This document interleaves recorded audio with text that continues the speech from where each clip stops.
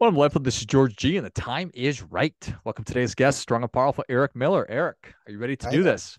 Thanks for having me. I'm ready to go. Let's do All it. right, let's go. Eric is a co-owner of PADT. They're a company that makes innovation work by providing engineering services and tools.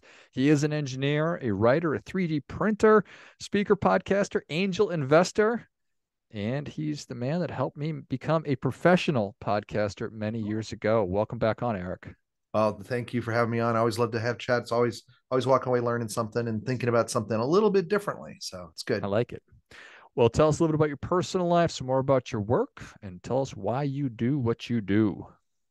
So personal life wise, I have achieved empty nester status. And I think official empty nester status, like they're not coming back this summer. The first summer in college, came home, pretty much he's looking for a job and the other one's graduating, so it's kind of nice. We're adapting, my wife and I are adapting, and you know it's kind of nice. We have to say, I've got the entire upstairs to myself now, so it's enjoyable. But that's the big change in my personal life.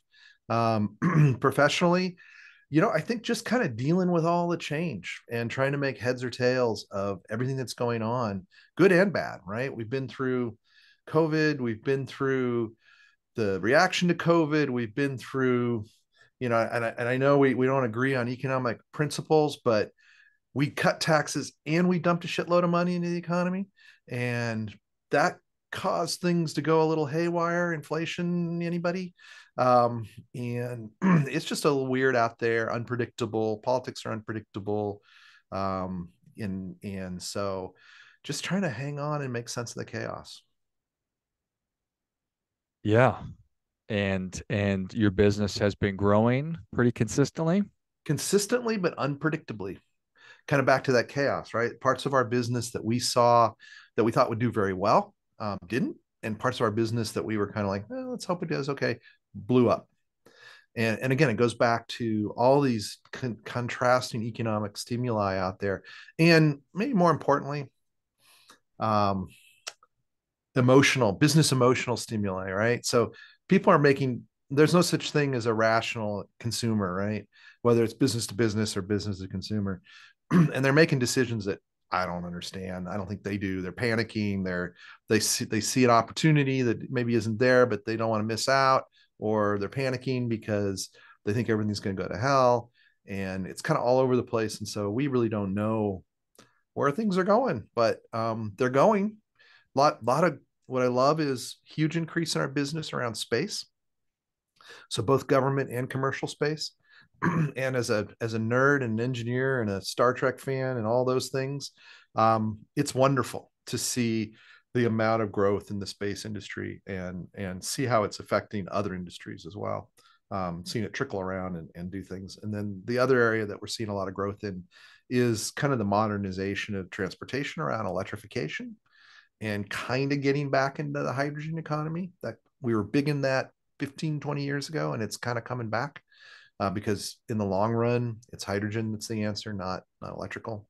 Um, and so we're really excited about that, and really good to be a part of that change and that trend. And hopefully companies can learn how to do things more efficiently as they upgrade their, whether it's an airplane or a car or a scooter or even a bicycle. Hydrogen powered scooters. Someday, right? The Jetsons have come. The Jetsons had everything right. We're going to get there. I want a hydrogen powered Vespa. Okay, there it is. Yeah. I like it. All right. So the assumption stereotype of an engineer is very, very logical. Do you think that that's fair? I'll say there's two kinds of engineers. There are creative engineers and there's the obsessive compulsive engineers, Huh. logical engineers. And you know, both like solving problems, both like analyzing things. But the logical one that tends to like to stick with the math and stay away from emotion and stay away from creativity. And this is the process. We're going to write down the process. We're going to follow the process, and they're very important. And then there's the creative ones, the people that the Steve Jobses and the Elon Musks of the world climb onto and build empires around. And talking about dealing with all this change, hanging on, right? It's like, oh Mm-hmm. my gosh, we expect it's going to go great here, but it goes the opposite, this, Yeah. that, and the other thing. How do you think you are, how much engineering are you doing on a day-to-day basis versus being the leader, being the Steve Jobs versus the person who's making the actual widget thing?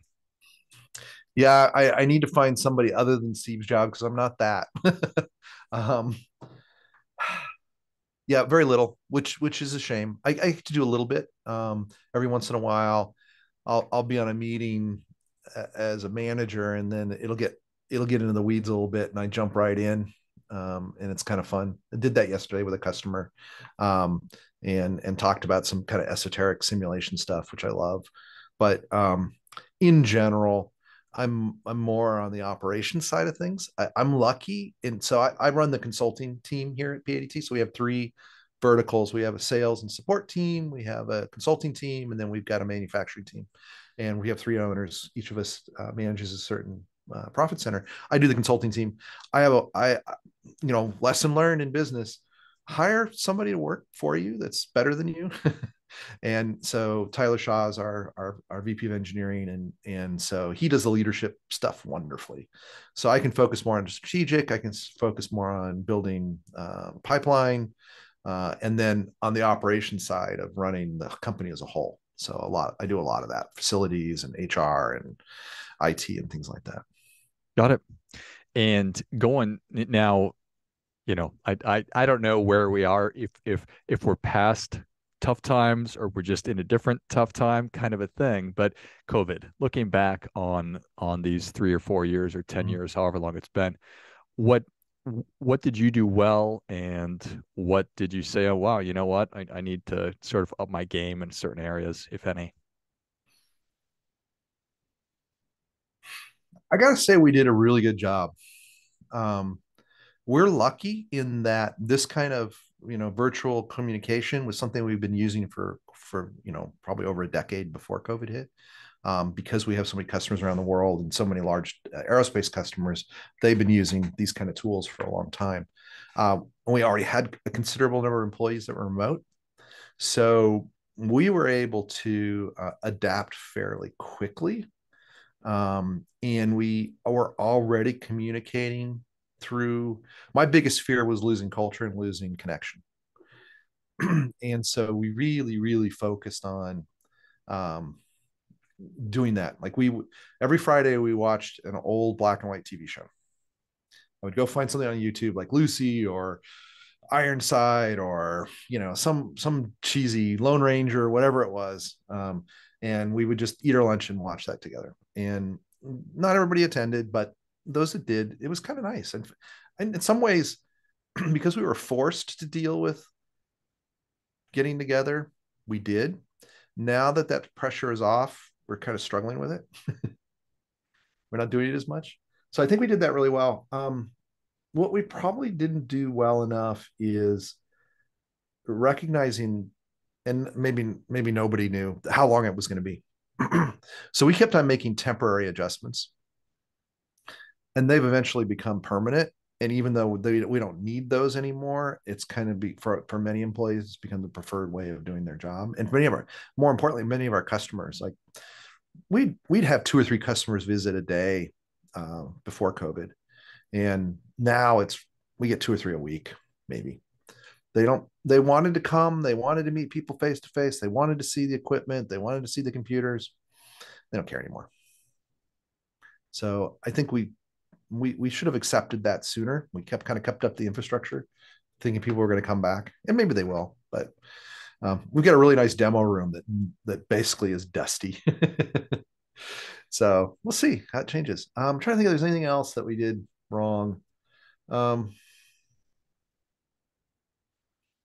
the One of the biggest struggles we had is it was politicized, right? And so being a logical engineer, we just kind of dealt with it, the facts. This is what the CDC says. This is a recommendation. This is the state. This is what the state law says. We're just going to follow. We basically just copy and pasted what was put out there. Some people didn't think that was enough. And just as many people thought that was way too much. And I don't think I understood how emotionally invested people became in the politicization of it. Wearing a mask became a statement about who you were, right? And which is a shame, but it did. And people would get snitty if someone wasn't wearing their mask. And by the same token, if someone wore a mask, you're a loser. And it was not. We have good people, so it never got unpleasant. But there was tension there that I wish we could have found a way to handle and kind of be a little bit more mature about it across the board. Yeah. Well, when you figure that one out, Eric, you got to let the rest of us know. I don't know. I just don't know. Yeah. Yeah. It was unpleasant, and we were all just emotional wrecks, right? Regardless of how you dealt with it, it was a difficult time, and some of our employees lost family members from COVID, Hmm. and that really brought it home, and made it really emotional. It didn't change which side of that political debate they were on, funny enough, but it really did make it real for us. And Yeah, unpleasant. Do you think that that was a sign of that reaction of sort of taking sides on it? Mm-hmm. Masks are stupid. Masks are really important. Mm-hmm. Is that just the human experience, or was this evidence of sort of the canary in the coal mine that things are getting worse? Is that, or is it just the way it's always been? Well, I think it was even worse than that. I think it was masks are stupid, and you hate people because you're not wearing a mask. Okay? I mean, it was like that. It was like you want people to die because you're not wearing a mask. And I'm a mask wearer. I'm on that side of the camp. I think so. I plan on wearing them when I get colds in the future. It's a nice thing to do, but the I think it was always there, and I think that after World War II, until maybe a decade or so ago, maybe a little bit longer, we kind of lived in a golden age where we kind of lived by these principles that we were taught in kindergarten, right? About listening to others and being kind, and giving people space, and helping each other, and all those wonderful things. The golden rule. I'm a big golden rule person. I think a lot of people kind of live by the golden rule. They may not agree with wearing masks or not wearing masks, but they felt like, I want to be treated the way that kind of all got thrown out the window. I think that's I think that's the normal. I think I think being kind of selfish, petty people is normal. And we got away from it, and we kind of drifted back, and maybe psychologists will figure out why. I think it's easy to be a good person when the standard of living is going up for everybody, and everybody's got a shot at the golden ring, and everybody feels they got a chance. And maybe part of it is there's a significant part of the population that feels like things are getting worse and not better. And maybe that's the reaction. I don't know, but it's definitely. I've never seen people get so angry with each other over things that in the past would just be like, I don't agree with you. Right. It's interesting.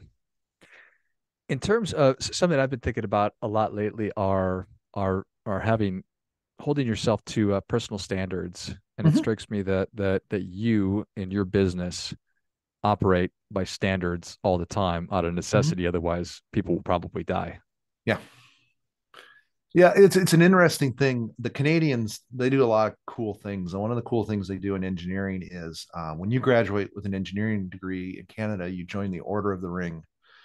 And if you ever meet a Canadian engineer, they've got a little steel ring around their pinky. Hmm. It is made from steel of a bridge that failed because the engineer didn't check his calculations, Hmm.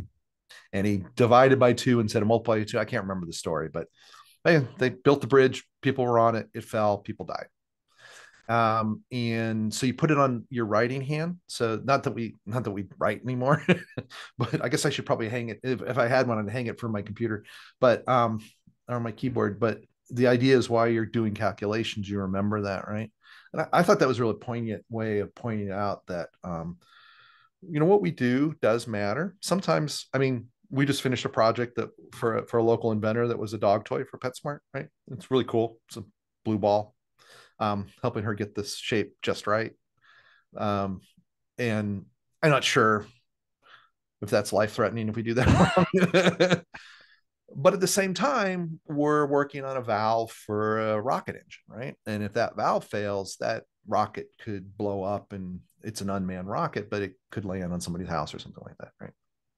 So, yeah, it's there, it's real. You have to keep that in mind. You have to have a little bit of ethics in mind, um, and what's the impact of what I'm doing, and why is it important? And it's hard sometimes, because that's why I kind of like the ring that the Canadians did, because it reminded you, we love the process, and we get kind of wrapped up in the process, and we forget that, oh, this is a medical device, and it could cause harm or not, or save a life. And it's important. And even if we weren't doing stuff like that, I still think it's important. Maybe I take too much from what I learned in kindergarten to heart, but I do think it's one of our core philosophies is to we started the company. Before we started the company, we came up with some core philosophies we wanted to base the company on. And because we were coming out of a soulless corporate nightmare, we wanted to where shareholder value, quarterly shareholder value, was the only thing that mattered, and it wasn't hidden. That was stated,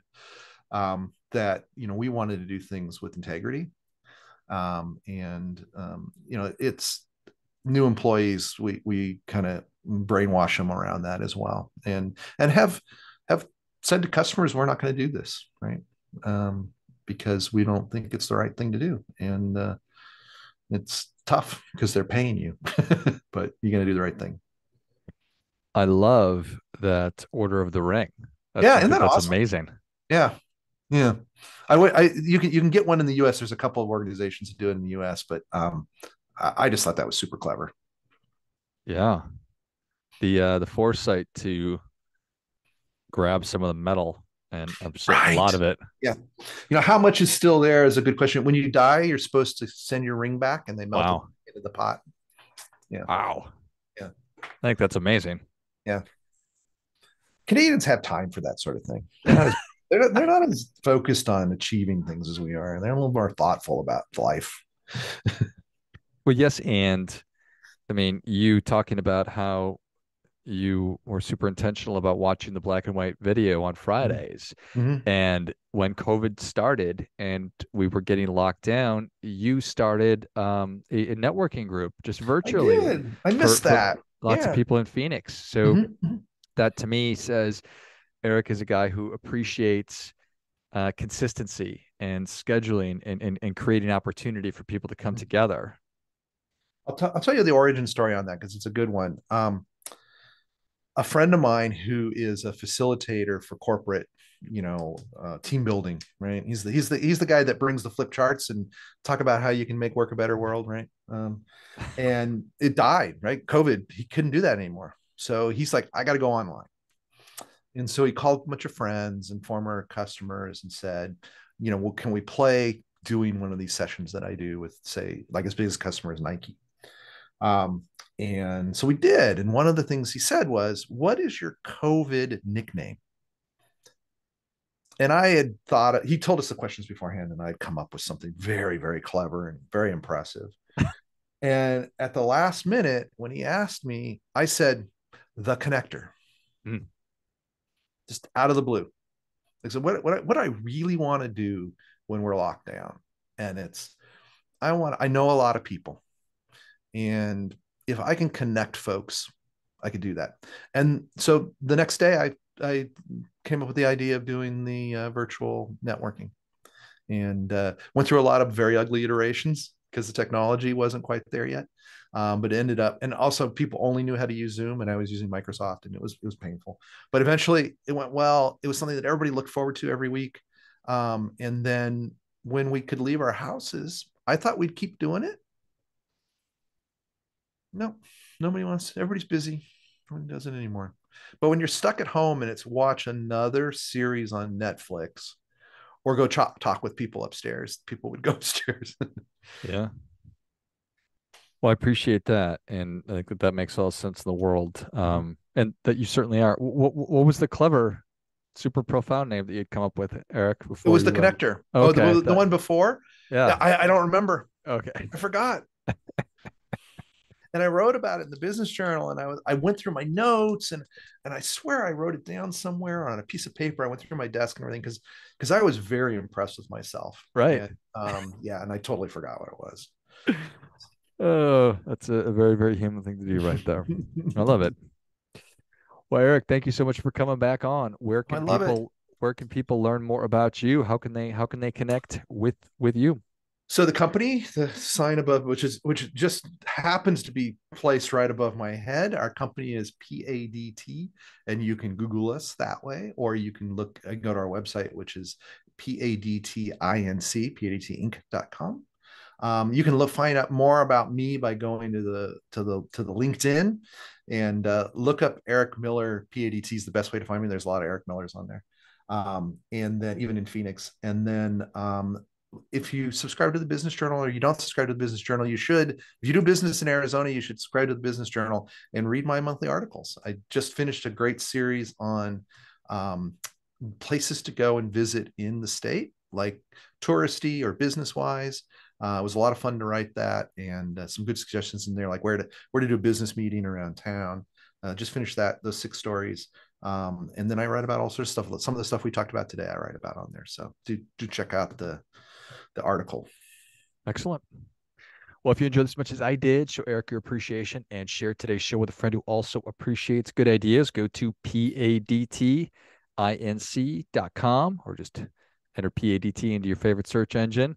Uh, LinkedIn, Eric, ERIC, Miller, PADT. You'll find him that way. And then if you are a Phoenician here in the Arizona area, check out the Business Journal and check out Eric's monthly article that he does. Yeah. Thanks again, Eric. Thank you very much. Always a joy. Have a great rest of the year. And until next time, remember, do your part by doing your best.